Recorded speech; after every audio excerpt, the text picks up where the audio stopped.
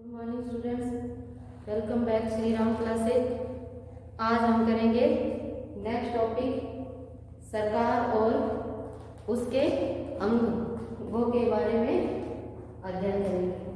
पहले हमने किया राजनीति विज्ञान का अर्थ, परिभाषा, क्षेत्र, परंपरागत और आधुनिक दृष्टिकोण के संदर्भ में। आज हम करेंगे सरकार और उसके अंगों के बारे में। सरकार, सबसे पहले यह जानना जरूरी है कि सरकार क्या होती है। राज्य की इच्छाओं की पूर्ति जिस संस्था या संगठन द्वारा होती है उसे हम क्या कहेंगे? सरकार। यह परिभाषा किसकी है? डॉक्टर गार्नर की। डॉक्टर गार्नर के अनुसार राज्य के इच्छाओं की पूर्ति, या यूं कह लो राज्य रूपी संस्था, राज्य रूपी संस्था, या यूं कह लो राज्य की इच्छाओं की पूर्ति, इच्छाओं की पूर्ति जिस संस्था या संगठन द्वारा होती है, जिस संस्था या संगठन, या यूं कह लो एजेंसी द्वारा होती है, उसे हम क्या कहेंगे? सरकार। उसे सरकार कहते हैं। यानी सरकार हम किसे कहेंगे? राज्य रूपी संस्था की इच्छाओं की पूर्ति जिस संस्था या संगठन द्वारा होती है उसे हम क्या कहेंगे? सरकार। यानी राज्य तो एक अमूर्त संगठन है, उसको मूर्त और व्यवहारिक रूप कौन देता है? राज्य एक अमूर्त संगठन है। अमूर्त यानी निर्जीव, और उसको मूर्त और व्यवहारिक रूप कौन देता है? मूर्त और व्यवहारिक रूप कौन देता है? सरकार। यानी राज्य की इच्छाओं की अभिव्यक्ति कौन करता है? सरकार करता है। ठीक है, तो इस प्रकार हम कहेंगे कि यानी राज्य को, यानी संपूर्ण प्रशासन कौन चलाता है? सरकार। अब हम आगे सरकार के अंगों के बारे में पढ़ेंगे।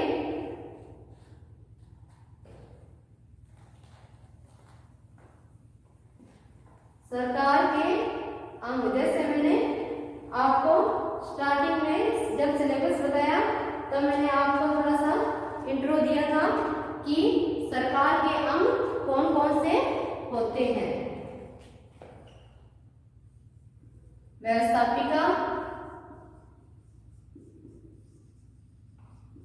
कार्यपालिका,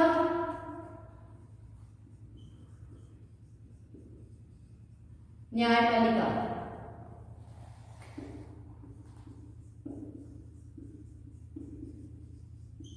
न्यायपालिका। व्यवस्थापिका को हम संसद भी कह देते हैं। भारत में संसद के दो सदन, लोकसभा और राज्यसभा। यानी सरकार के तीन अंग, व्यवस्थापिका, कार्यपालिका, न्यायपालिका। वर्तमान में ये तीनों ही अंग प्रचलन में है, लेकिन इन तीनों अंगों के प्रचलन से पूर्व अनेक भ्रांतियां थी कि सरकार के कितने अंग होने चाहिए। एक अंग होना चाहिए, दो अंग होने चाहिए, या इससे अधिक अंग होने चाहिए। कुछ विचारकों ने क्या कहा? सरकार के दो ही अंग होने चाहिए, यानी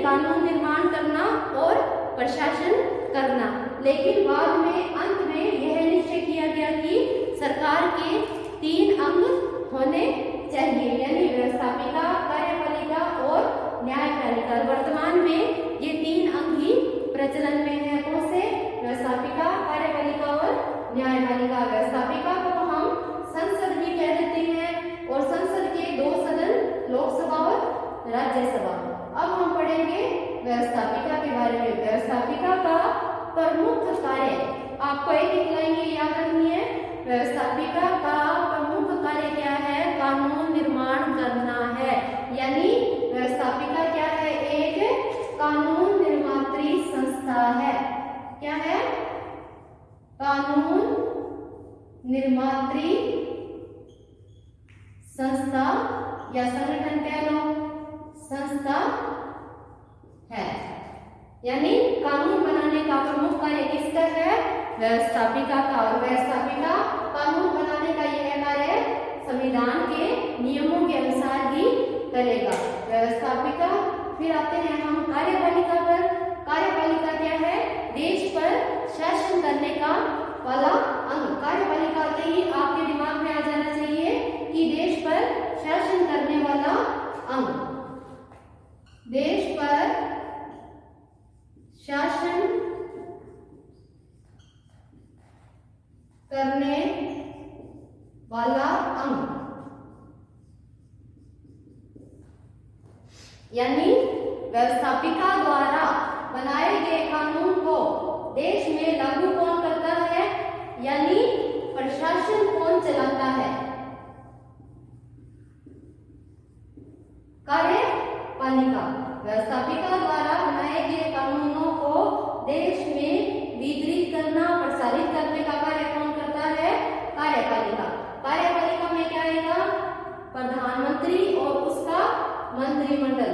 जैसे हम कह सकते हैं राष्ट्रपति नाममात्र का प्लस प्रधानमंत्री और उसका मंत्रिमंडल।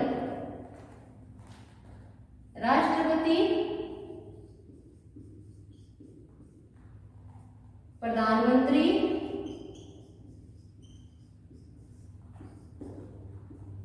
और प्लस मंत्री मंडल। ठीक है? राष्ट्रपति नाममात्र का, और वास्तव में प्रशासन कौन करता है? प्रधानमंत्री और उसका मंत्रिमंडल। राष्ट्रपति को हम नाममात्र का सैद्धांतिक भी कह देते हैं, प्रधानमंत्री को हम वास्तविक और व्यवहारिक भी कह देते हैं। फिर उसके आगे हम आते हैं न्यायपालिका। न्यायपालिका का कार्य क्या है? हमें न्याय प्रदान करना है। अगर न्यायपालिका अंग नहीं होता तो सारी प्रशासनिक व्यवस्था अस्त व्यस्त हो जाती और नागरिकों को सही ढंग से न्याय नहीं मिल पाता, और न्याय के बिना कोई भी कार्य सुचारू रूप से संचालित नहीं हो पाता। यानी व्यवस्थापिका द्वारा बनाए गए कानून वैध है या अवैध है, जनता के हित में है या नहीं है, यह देखने का कार्य कौन करेगा? न्यायपालिका। क्या? मैं एक बार दोबारा रिपीट कर देती हूँ। व्यवस्थापिका द्वारा बनाए गए कानून जनता के हित में है या नहीं है, वैध है या अवैध है, इसकी जांच कौन करता है? न्यायपालिका। ठीक है? अब हम तीनों अंगों के बारे में थोड़ा थोड़ा जानने के पश्चात अब हम सरकार के प्रमुख अंग व्यवस्थापिका पर आते हैं।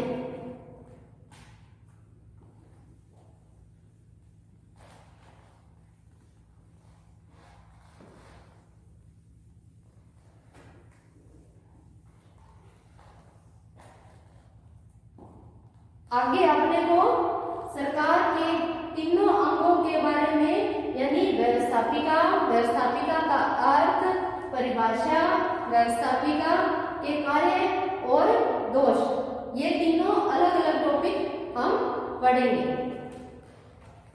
आज का टॉपिक है व्यवस्थापिका, यानी संसद, यानी कानून निर्मात्री संस्था। निर्मात्री संस्था। और इसके दो सदन मैंने आपको पहले ही बता दिया, लोकसभा और राज्यसभा। ठीक है, तो व्यवस्थापिका का प्रमुख कार्य क्या हुआ? कानून निर्माण करना। और वो कानून निर्माण का कार्य वो कैसे करता है? अपने दोनों सदनों की सहायता से, लोकसभा और राज्यसभा। इसमें जनता की प्रतिनिधि सभा है लोकसभा।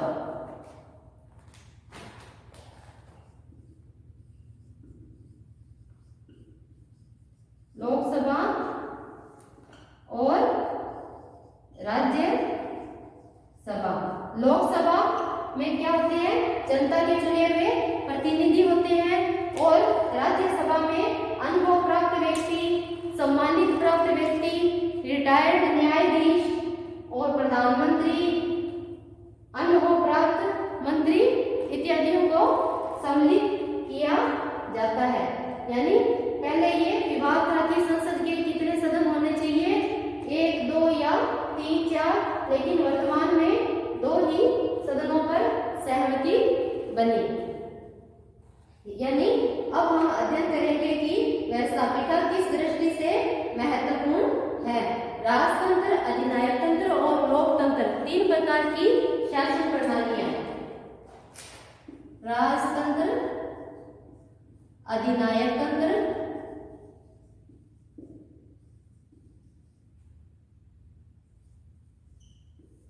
और लोकतंत्र, ये है शासन के प्रकार। शासन के प्रकार जैसा कि राजतंत्र में, पहले मैं आपको बता देती हूँ कि राजतंत्र क्या है, अधिनायक तंत्र क्या है और लोकतंत्र क्या है। राजतंत्र जैसे इसके नाम से स्पष्ट है, राजा का शासन। इसमें राजा या एक व्यक्ति का शासन होता है। जैसे लुई 14 कहा करता था, मैं ही शासक हूँ, मेरे मुख से निकले वाक्य ही कानून है। दूसरा अधिनायक तंत्र। अधिनायक तंत्र को हम कुलीन तंत्रीय संस्था भी कह सकते हैं। इसमें एक व्यक्ति या व्यक्तियों का समूह हो सकता है जो संपूर्ण शासन पर नियंत्रण रखता है। तीसरा लोकतंत्र। लोकतंत्र में क्या होता है? समस्त जनता शासन करती है, यानी जनता का, जनता द्वारा जनता के लिए शासन। यानी इसमें जनता अपना प्रतिनिधि चुनती है और प्रतिनिधियों के माध्यम से शासन कार्य किया जाता है। तो इन तीनों प्रकारों में राजतंत्र में व्यवस्थापिका अधिक स्वतंत्र रूप से कार्य नहीं कर सकती, क्योंकि इस पर राजा का दबाव होता है या एक व्यक्ति विशेष का हाथ में सत्ता होती है। तो व्यवस्थापिका इतनी स्वतंत्र रूप से कार्य नहीं कर सकती, स्वतंत्र रूप से कानून का निर्माण नहीं कर सकती। उसके पश्चात आते हैं अधिनायक तंत्र में व्यवस्थापिका कैसे कार्य करती है। अधिनायक तंत्र में भी व्यवस्थापिका कुछ व्यक्तियों के हाथ का खिलौना बनकर रह जाती है। कुछ साधन संपन्न व्यक्ति ही अपनी इच्छा के अनुसार कानून का निर्माण करते हैं, संशोधन करते हैं। फिर आते हैं लोकतंत्र। लोकतंत्र में व्यवस्थापिका का किस प्रकार कार्य करती है या किस प्रकार महत्व रखती है। लोकतंत्र में भी व्यवस्थापिका अधिक स्वतंत्र और स्वच्छंद रूप में कार्य कर सकती है। जैसे लोकतंत्र और व्यवस्थापिका का घनिष्ठ संबंध है। लोकतंत्र में अधिनायक तंत्र और राजतंत्र तीनों की तुलना करते हुए हम चले तो हम ये कहेंगे कि लोकतंत्र में ही व्यवस्थापिका अधिक स्वतंत्र रूप से कार्य कर सकती है, बशर्ते कि अधिनायक तंत्र और राजतंत्र की तुलना में। फिर हम आते हैं प्रणालियां। प्रणालियां शासन करने की प्रणालियां।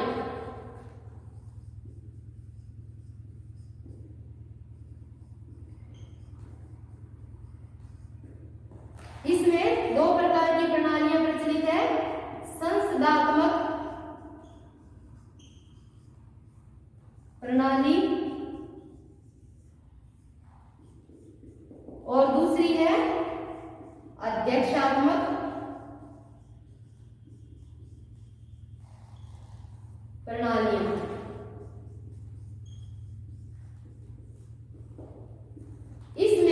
व्यवस्थापिका कैसे कार्य करती है। यानी इससे पहले मैं आपको संसदात्मक और अध्यक्षात्मक प्रणालियों के बारे में बताऊंगी। जैसे संसदात्मक प्रणाली का उदाहरण हम देंगे भारत और ब्रिटेन, और अध्यक्षात्मक प्रणाली का उदाहरण हम देंगे अमेरिका का। संसदात्मक प्रणाली में सरकार के तीनों अंग, कौन से अंग? व्यवस्थापिका, कार्यपालिका और न्यायपालिका मिलकर कार्य करते हैं। संसदात्मक शासन की दूसरी विशेषता इसमें यानी व्यवस्थापिका कार्यपालिका में से ली जाती है। कार्यपालिका के दो प्रधान होते हैं, नाममात्र का और वास्तविक, और इसमें क्या होता है? बहुमत गिरा तो संपूर्ण सरकार ही गिर जाएगी। ऐसे ही अध्यक्षात्मक में क्या है? अध्यक्षात्मक शासन प्रणाली मोंटेस्क्यू के शक्ति पृथक्करण सिद्धांत पर आधारित है, और उन्होंने क्या कहा? सरकार के तीनों अंग व्यवस्थापिका, कार्यपालिका, न्यायपालिका तीनों अंग पृथक पृथक होने चाहिए। कोई एक अंग जैसे व्यवस्थापिका कार्यपालिका में हस्तक्षेप न करे और कार्यपालिका न्यायपालिका में हस्तक्षेप न करे, यानी प्रत्येक अंग स्वतंत्र हो। जैसे व्यवस्थापिका अपना अलग विभाग हो और कार्यपालिका का अपना अलग विभाग हो और न्यायपालिका का अपना अलग विभाग हो। इसमें कार्यपालिका के दो प्रधान नहीं होते, जैसे संसदात्मक में है। संसदात्मक में कार्यपालिका के दो प्रधान होते हैं, नाममात्र का और वास्तविक। यानी जैसे भारत का एग्जाम्पल देते हैं, भारत में यानी सैद्धांतिक रूप से सारी शक्तियां राष्ट्रपति को प्राप्त होती है, लेकिन वास्तव में उनका प्रयोग कौन करता है? प्रधानमंत्री और उसका मंत्रिमंडल। लेकिन अध्यक्षात्मक शासन प्रणाली में कार्यपालिका के दो प्रधान नहीं होते, कार्यपालिका का एक ही प्रधान होता है। नाममात्र का और वास्तविक जैसी कोई स्थिति नहीं होती। इसका उदाहरण हमने अमेरिका दिया। अमेरिका का राष्ट्रपति विश्व का सबसे शक्तिशाली संवैधानिक पद है। अमेरिका का राष्ट्रपति ऐसा माना जाता है कि विश्व का सबसे शक्तिशाली संवैधानिक पद है।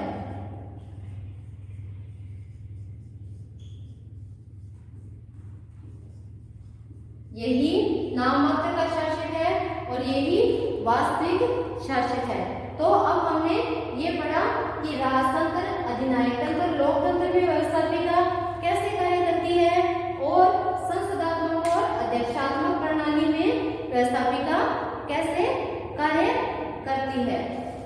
अब हम आगे बढ़ेंगे व्यवस्थापिका के कार्य। ये तो आप हो गया व्यवस्थापिका का अर्थ, या यूं कह लो व्यवस्थापिका का महत्व। अब हम करेंगे व्यवस्थापिका के कार्य।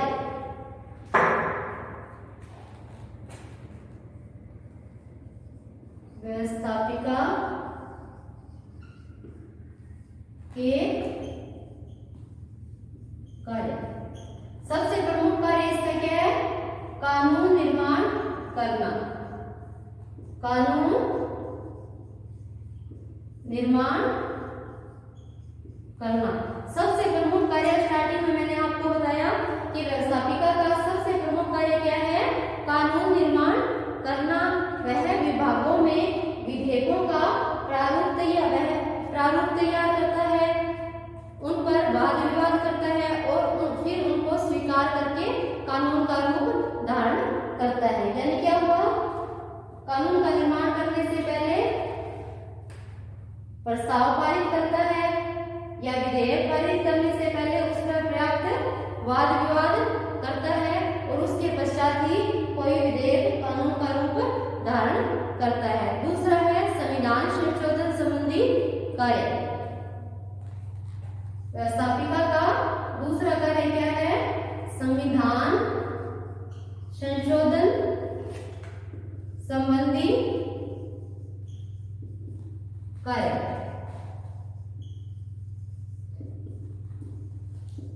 प्राय सभी देशों में क्या देखा जाता है?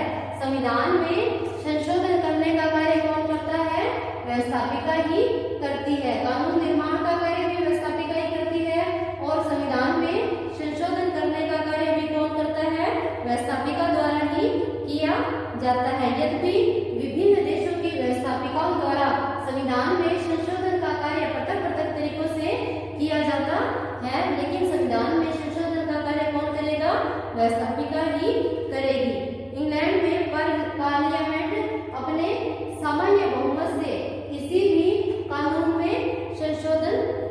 करती है। जैसे संविधान निर्माण की दृष्टि से दो प्रकार का होता है, जैसे लचीला और कठोर। लचीला, दूसरा कठोर। अब मैं आपको बताऊंगी लचीली प्रक्रिया कौन सी है, कठोर। लचीले में क्या होता है, सामान्य प्रक्रिया के आधार पर ही किसी भी कानून का निर्माण किया जा सकता है और किसी भी कानून में संशोधन किया जा सकता है। लचीले में क्या होती है, सामान्य प्रक्रिया।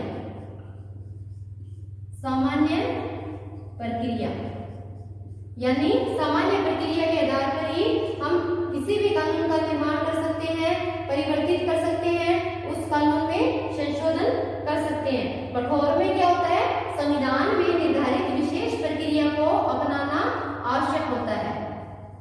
संविधान में निर्धारित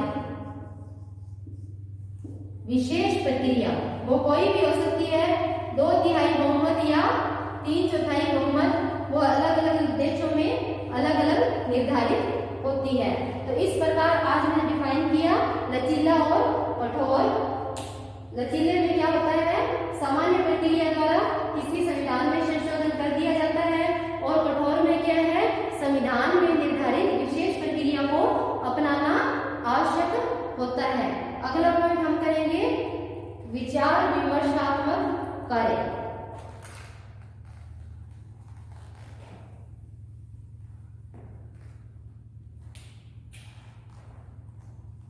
विचार विमर्शात्मक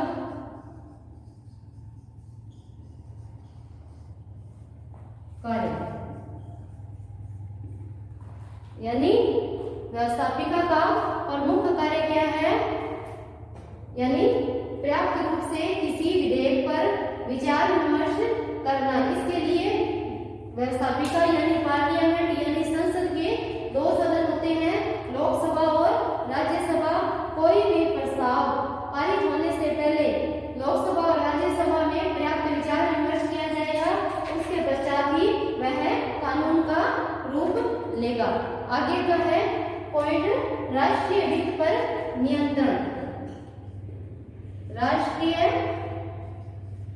वित्त पर नियंत्रण